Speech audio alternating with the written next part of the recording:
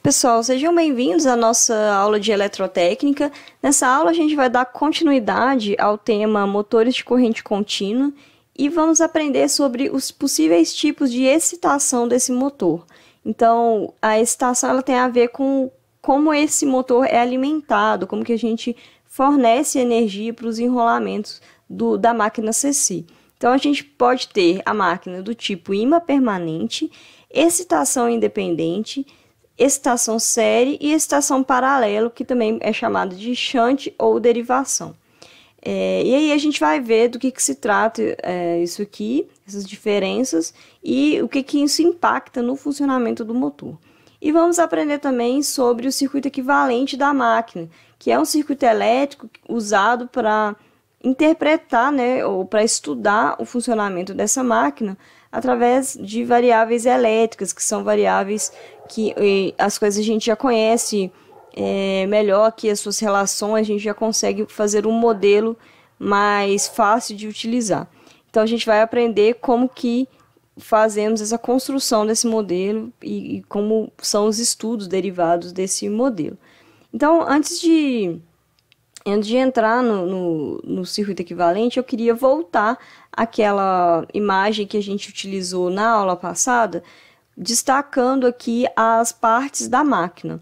Então, a gente viu que a máquina CC ela pode usar como fornecedor de campo, digamos assim, ou um eletroímã, que é esse caso que está mostrado aqui, ou seja, uma bobina sendo percorrida por uma corrente elétrica, vai gerar campo magnético. Então, eu tenho um eletroímã. Ou eu posso usar um ímã permanente, que é um pedaço de ímã mesmo, preso aqui no estator da máquina. A vantagem de nós utilizarmos um eletroímã é que, controlando a corrente que passa nesse enrolamento, a gente consegue controlar o fluxo magnético, controlar a intensidade aqui desse campo magnético. Ok? Então, somente máquinas de pequeno porte que utilizam ímã permanente na sua construção. Normalmente, nós temos máquinas com 2 enrolamentos. Um enrolamento de campo, portanto, que é o enrolamento que fica no estator da máquina, essa parte estática, essa parte fixa da máquina, e o enrolamento de armadura, que vai estar preso aqui no rotor da máquina CC. E é nesse enrolamento de armadura que a gente vai ter a corrente de armadura que vai interagir com o campo e vai sofrer o efeito do torque do motor, ok? Como nós já vimos nessa aula anterior. Então, a gente viu também nessa aula que esses 2 enrolamentos eles podem ser conectados de 2 formas. Por quê? Se a gente não conecta esses enrolamentos, a gente tem que usar uma fonte para alimentar o enrolamento de campo e uma outra fonte para alimentar o enrolamento de armadura. E isso é uma restrição aqui para o uso do motor CC, uma dificuldade que nós teríamos na prática, colocar 2 fontes para cada motor. Esse tipo de excitação, ele existe, é possível, mas ele não é muito utilizado, é chamado de excitação independente, que é esse segundo tipo aqui. Então, tanto a excitação de ímã permanente quanto a excitação independente, as duas partes aqui, ou os 2 enrolamentos, ou o enrolamento de armadura e o ímã, são independentes, eles não têm ligação física aqui, nem elétrica, entre eles. Então, a gente vai começar o nosso estudo a partir desse, inclusive, a partir do circuito que representa essas 2 excitações, ok? Então, a gente poderia ter, sim, a excitação independente, que é quando nós alimentamos cada enrolamento com uma fonte de tensão diferente, tá? Mas os mais utilizados são esses 2 aqui, que é quando a gente conecta os 2 enrolamentos e utilizamos uma fonte de alimentação só, ok? Aqui a gente tem a conexão paralela, então como que isso é feito? A gente vai ligar o positivo do enrolamento de campo com o positivo do enrolamento de armadura, que é esse terminal aqui, e o negativo do terminal de armadura, do enrolamento de armadura, com o negativo do enrolamento de campo. E aí a gente vai ter os dois enrolamentos, as duas bobinas aqui. A princípio a gente tem só uma bobina, né, só um indutor. Então esses dois indutores eles estariam ligados em paralelo. Aqui, olha, a gente tem a ligação série. O que a gente vai fazer aqui? A gente liga o começo de um enrolamento no final do outro e o final do segundo aqui no começo do outro, fechando o circuito, colocando os enrolamentos ou essas indutâncias, né, essas bobinas em série, ok? E é isso que a gente vai... a partir disso é que a gente vai construir o modelo de circuito equivalente. Então, só para deixar claro, quando a gente fala de estator da máquina, a gente está falando de circuito de campo. E quando a gente está falando de rotor, a gente está falando de circuito de armadura, ok? Isso é importante deixar claro. Bom, então, o que aparece no nosso circuito equivalente? Ele é o circuito elétrico que vai representar aqueles enrolamentos.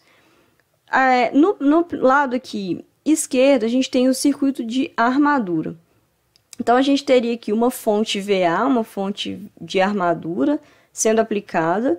E aí, a gente vai representar aquele enrolamento, aquela bobina, pela sua indutância, mas também pela sua resistência elétrica.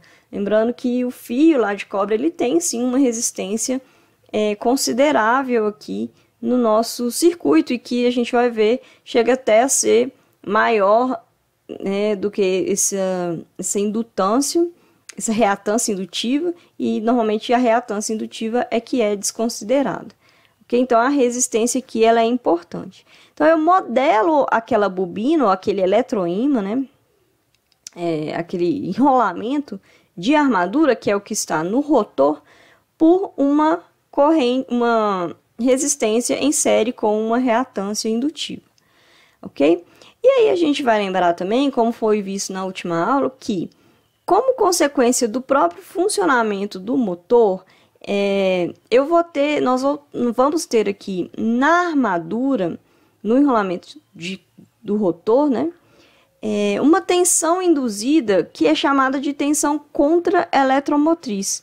Então essa tensão ela é induzida por lei de Faraday, né, princípios aqui de indução eletromagnética, como foi visto, né? O próprio giro das espiras no campo causa indução eletromagnética, e aí aparece nos terminais do enrolamento de armadura uma tensão contra-eletromotriz que tem justamente o sinal contrário à tensão que é aplicada nesse enrolamento. Então, se eu estou alimentando aqui o enrolamento de armadura com um VA, que vai do menos para o mais, esse EA ele aparece no sentido contrário, né? Se a gente estiver olhando para a malha aqui, a gente está seguindo na direção da corrente, a gente vai ver que a gente tem mais VA menos EA, porque a gente está aqui no sentido da malha. Então, EA ele é uma tensão contra-eletromotriz justamente por causa desse sinal contrário à tensão aplicada. Então, no nosso circuito equivalente, essa tensão contra-eletromotriz ela aparece como uma fonte de tensão com sinal contrário ao VA, ok? E aí a gente tem aqui essa representação que é comum encontrar nas bibliografias, que é a representação da conversão eletromecânica que é feita, né, pelo motor. A gente vai converter tensão ou potência elétrica em potência mecânica. E aí isso que está representando o que acontece no eixo do motor quando essa potência mecânica é produzida. O motor ele gera então, ele tem a capacidade de fornecer, né, de produzir um torque induzido no enrolamento de armadura, né, que está conectado ao rotor. Portanto, o rotor ele é submetido a um torque induzido, produzido pelo motor, e portanto, ele vai, como consequência disso, ele vai girar numa velocidade ômega-m, que é a velocidade aqui do motor. E aí a gente vai aplicar nesse eixo um torque de carga, né? Uma carga mecânica que vai ser acionada por esse motor. Ou seja, o nosso objetivo aqui é fazer essa carga mecânica girar, né? Se movimentar no sentido aqui do ômega-m. Por que que o torque de carga ele aparece aqui contrário ao torque do motor? Porque justamente o torque de carga é um torque resistente, né? Ele é uma força, se a gente pensar que torque está relacionado com força, né? É uma força contrária ali à força que o motor está desenvolvendo. Então, o motor ele tem como objetivo justamente acionar, submeter essa carga mecânica a um torque, e aí a gente vai ver como que vai ser o processo aqui de igualarmos ao torque, ao torque de carga, enfim, como que isso vai impactar no funcionamento passo a passo do motor, ok? Mas aqui então é só para lembrar que é a representação do que está acontecendo ali mecanicamente no eixo do nosso motor CC, ok? E a potência mecânica vai depender da potência elétrica aqui que eu estou consumindo, e aí a gente vai ver mais à frente também. Então, tudo isso aqui representa o circuito de armadura, que é a representação do enrolamento de armadura mais a fonte, né, modelado aqui como uma resistência e uma reatância indutiva. Aqui à direita a gente tem o enrolamento de campo, ou circuito de campo representado. Aqui a gente teria então uma segunda fonte fornecendo o VF, esse F é de field, de campo, e mais uma vez modelamos a bobina como uma resistência em série com uma reatância indutiva. Aqui eu coloquei uma resistência variável, ou a gente pode colocar também uma segunda resistência aqui variável e deixar uma resistência fixa do enrolamento, para mostrar que normalmente existe esse reostato aqui que vai permitir que nós controlemos essa corrente de campo.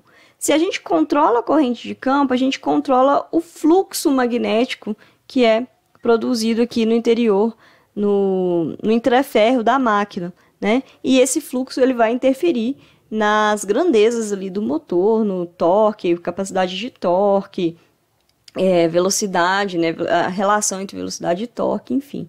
Então, a gente pode alterar, fazer o controle, inclusive, de velocidade, alterando esse valor do campo e, para isso, alterando a corrente de campo.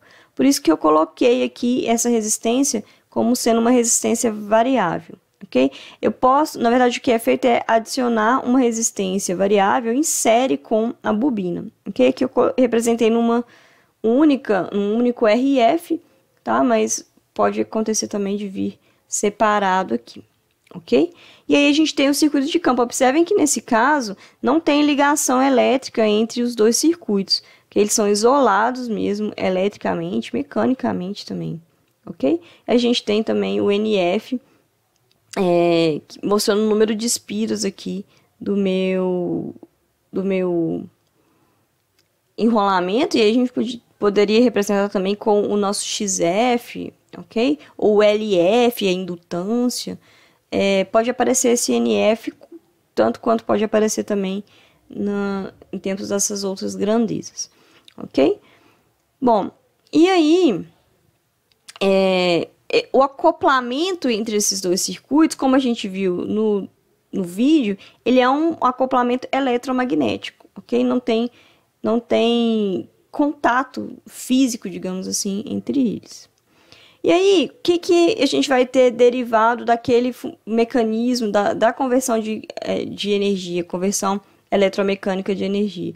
Essas expressões aqui do motor. A gente vai ter o torque induzido sendo dado por uma constante do motor Kt, pelo fluxo magnético, e esse fluxo, então, produzido pelo enrolamento de campo, e pela corrente IA, que é a corrente do enrolamento de armadura.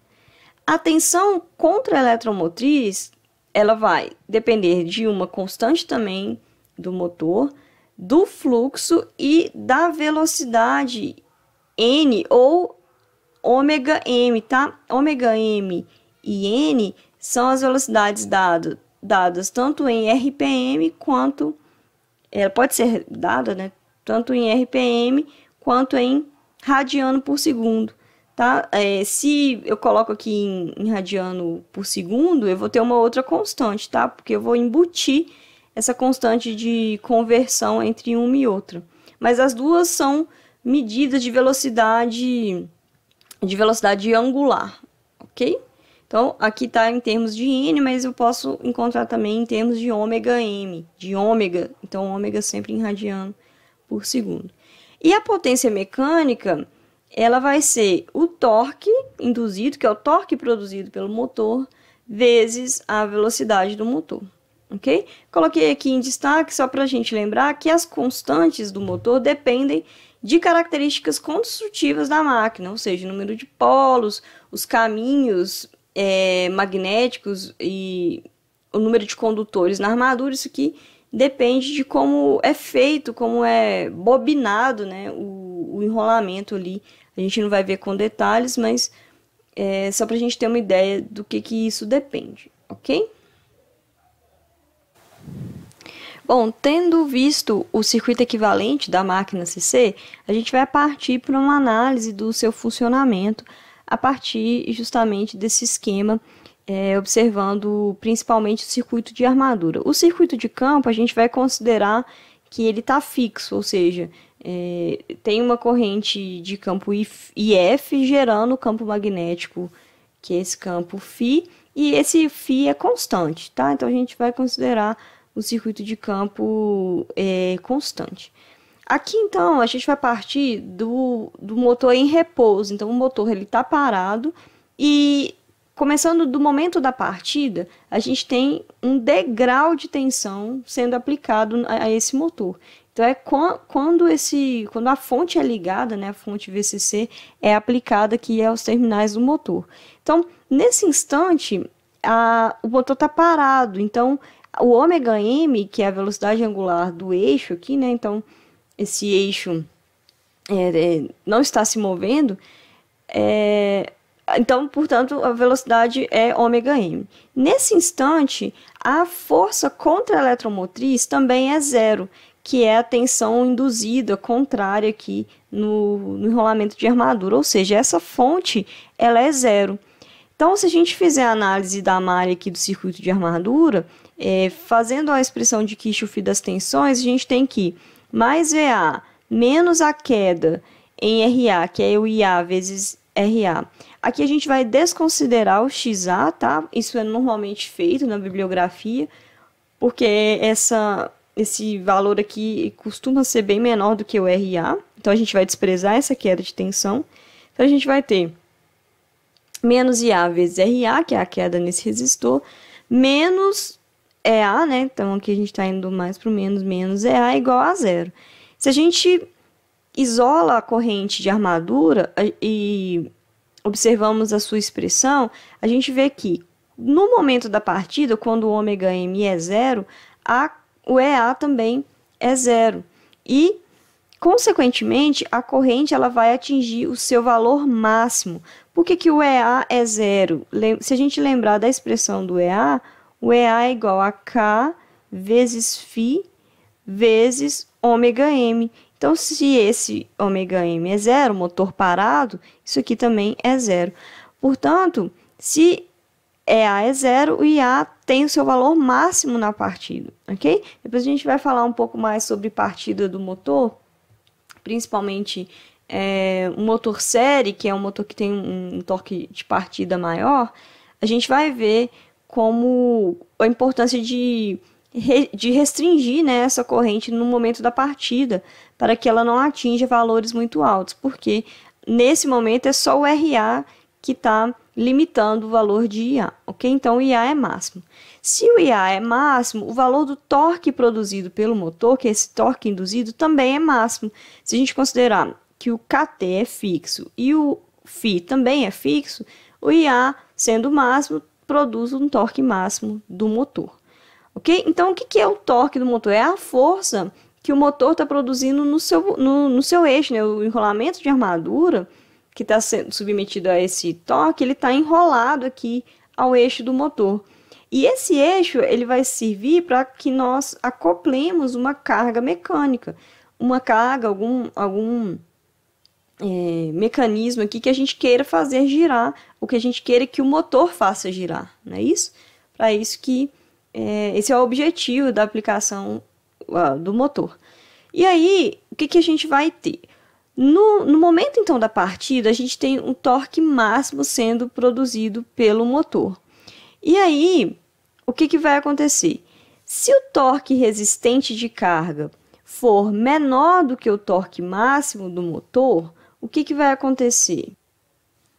A gente vai ter um torque resultante, então o torque é força, né? Força fazendo um movimento circular. Mas se a gente pensar em movimento linear, né, que a gente está mais acostumado, nós podemos fazer também uma análise parecida. Então, se a gente tem aqui, por exemplo, para fazer uma analogia, né, um movimento linear de um bloco, vamos pensar aqui num bloco de massa M, então vou colocar aqui um bloquinho, e esse bloco, ele tem uma massa, portanto, ele tem uma inércia, né? Ele tem um momento de inércia aqui que vai ser contrário, que vai ser resistente a uma força que nós podemos colocar aqui, que está empurrando esse bloco nessa direção. Então, se a gente tem uma força F aqui sendo aplicada, a gente tem uma força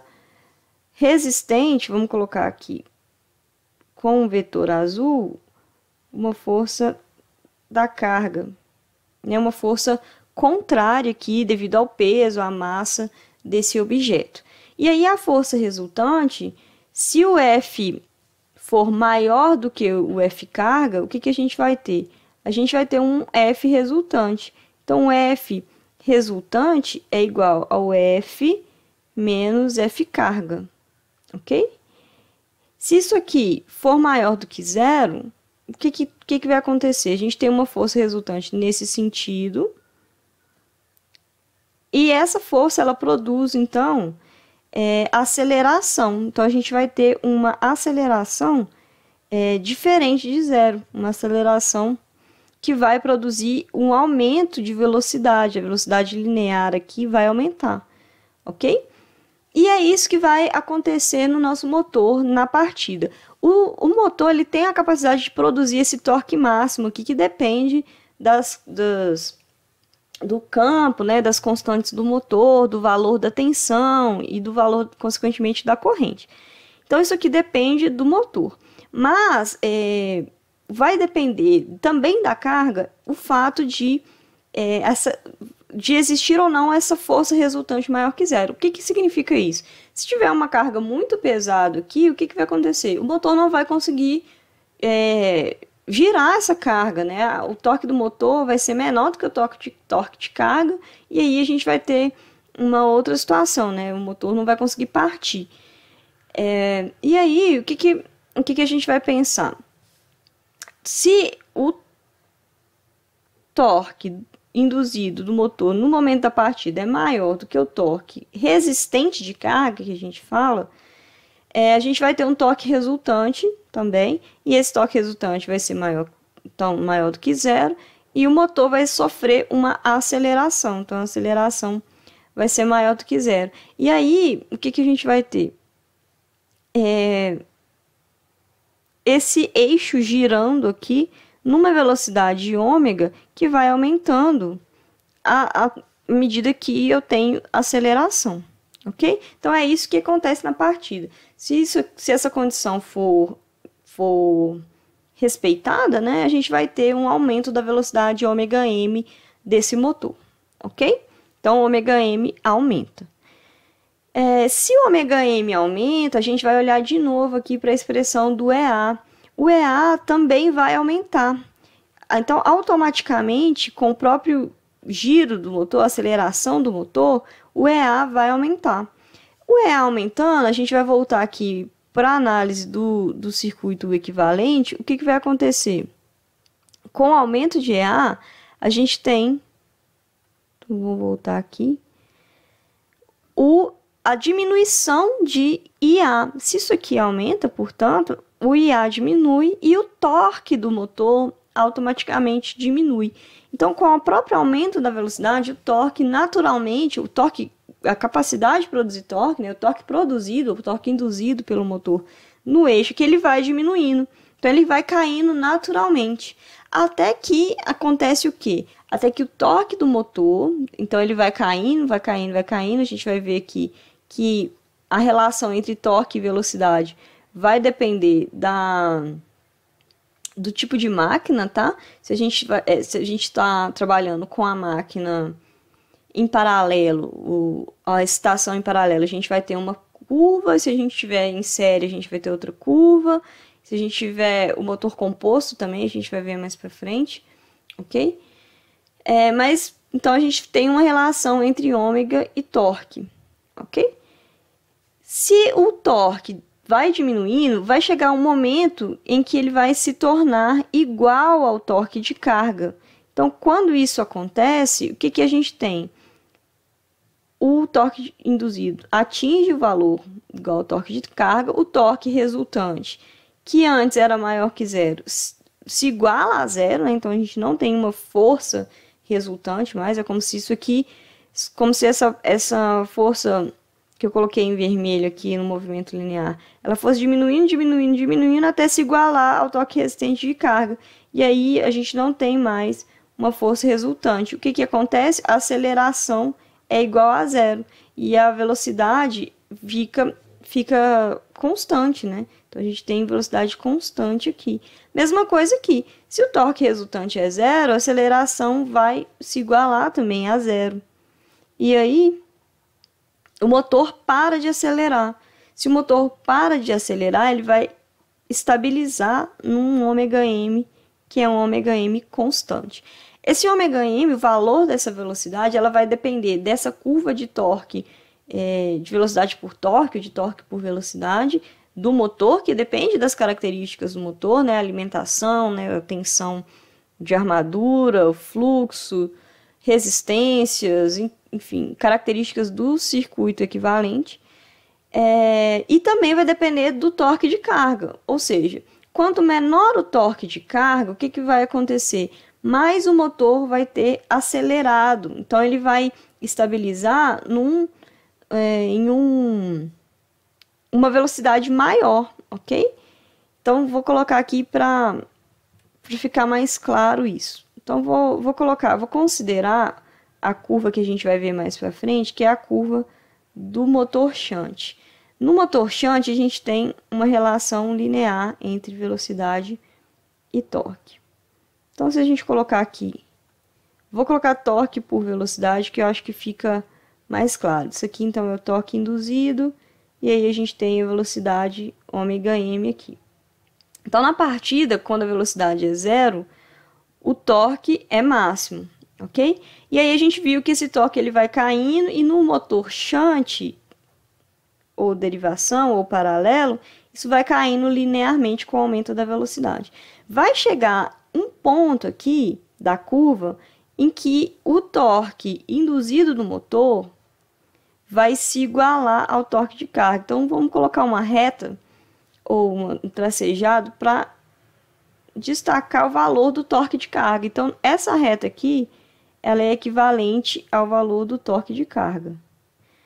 Quando o motor atinge esse valor, o que acontece? A gente tem essa situação aqui de estabilização. Portanto, nesse ponto, o motor para de acelerar, ou seja, a velocidade, ela para aqui. Então, a gente tem a velocidade do ponto de operação, que a gente chama. Então, onde essa igualdade acontece, né? Vou colocar aqui assim, destacado. A gente tem um ponto P, que é o ponto de operação do motor. Essa velocidade do ponto de operação, então, a gente vai perceber que ela depende do torque de carga.